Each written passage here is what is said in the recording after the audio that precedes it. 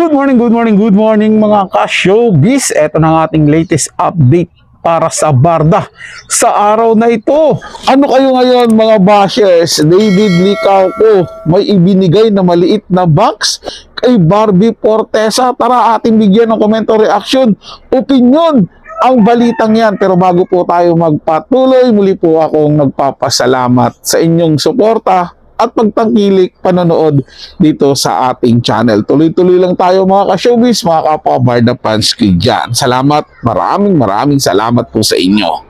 Kaya naman kung hindi ka pa nakapag-subscribe dito sa ating channel, ano pang hinihintay mo? Mag-subscribe na at i-hit ang notification bell para laging mauna ka sa mga bagong balitang showbiz. Panoorin at pakinggan ang buong detalye at ikaw na ang humusga. It began quietly, almost too quietly for something that would later explode across social media and send the Barda fandom into a frenzy. During a simple behind-the-scenes break on set, David Licauco handed Barbie Fortesa a small, unassuming box. Nothing about it looked extravagant, but the moment Barbie opened it, everything changed. Curiosity flashed across her face, followed by surprise, and then a softness that fans had never seen before. Something in that box meant more than anyone expected. Inside was a delicate handcrafted charm, shaped like a tiny lantern, carved with intricate Filipino patterns.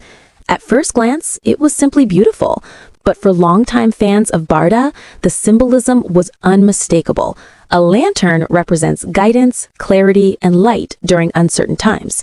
Barbie often talks about being indecisive, about navigating a chaotic industry, about wanting to stay grounded. So when David chose a lantern, fans instantly felt the message.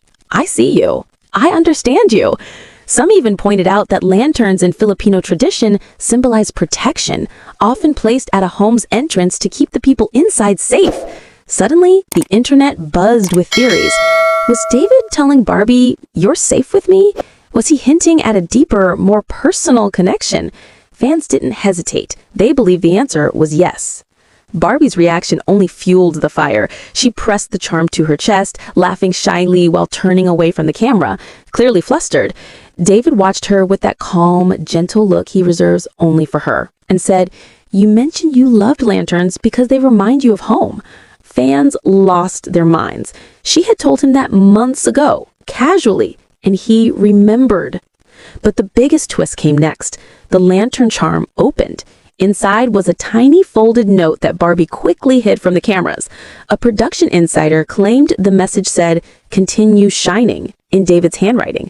That simple phrase ignited an online riot. Was this affection? Admiration? Something more? Hashtags like Barda gift reveal, David knows Barbie, and real life Barda dominated social media overnight. In a later live stream, Barbie called the charm very meaningful and left it at that. No explanations, which only deepened the mystery. Meanwhile, when David was asked if the gift was romantic, he smiled and replied, "I give gifts that have truth." Fans replayed that line endlessly. Then came the final revelation. The charm wasn't bought off a shelf. David had commissioned a local artisan weeks before, meaning this gesture was planned, intentional, thought out, the kind of effort rarely done just as friends. In the end, the lantern became more than a gift. It became a symbol of their chemistry, their connection, and the possibility that Barda's real-life Bago mag-init ang ulo ng mga bashers dyan at sabihin fake news na naman ang video na to.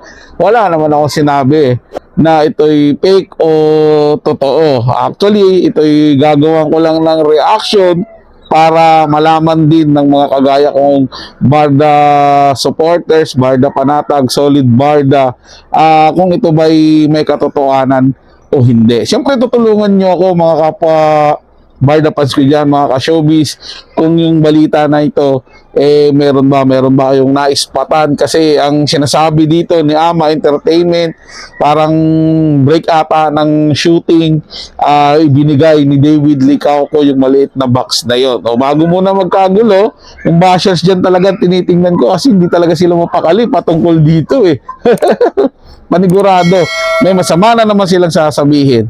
Lucky charm lang yun, pampaswerte lang naman daw. Yun naman yung sinabi dito ni Ama Entertainment. Kayo naman masyado kayong kabado. Huwag kayong mag-alala. Darating din tayo doon sa pinali ng Barda proposal. Ay, pero nadulas na naman ako.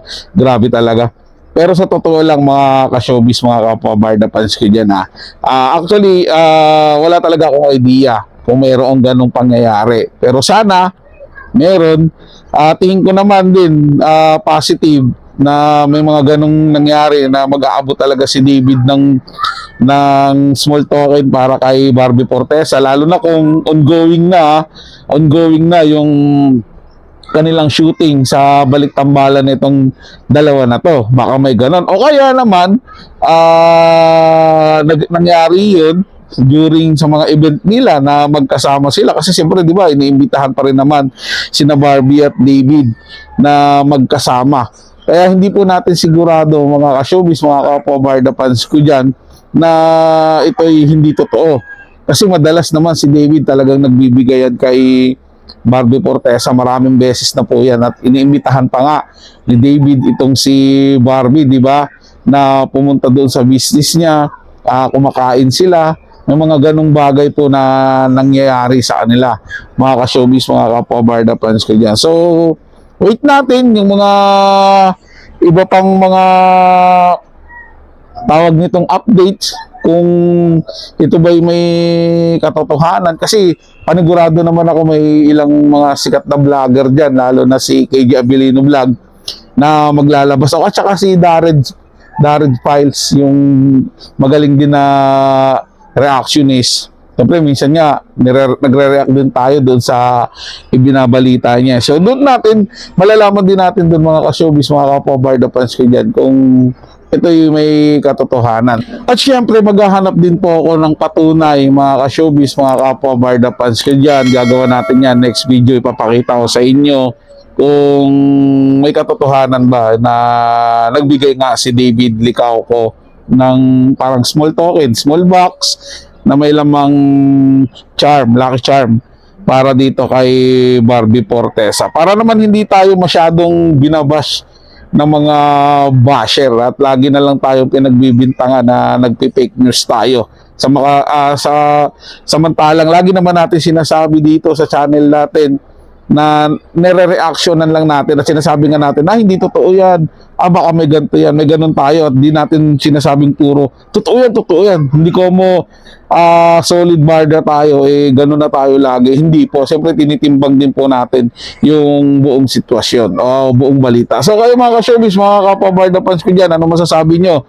Meron ba kayong komento sa loobin? Huwag nyo kalimutang i-komento yan sa ating comment section, pupusuan ko at babasahin yan. Siyempre, pag-usapan natin yan, mga ka-showbiz, mga kapwa Barda fans ko dyan. Para sa mga bagong balitang showbiz, ugaliing tumutok dito sa ating channel at mag-subscribe at i-hit ang notification bell para laging mauna ka sa mga bagong balitang showbiz.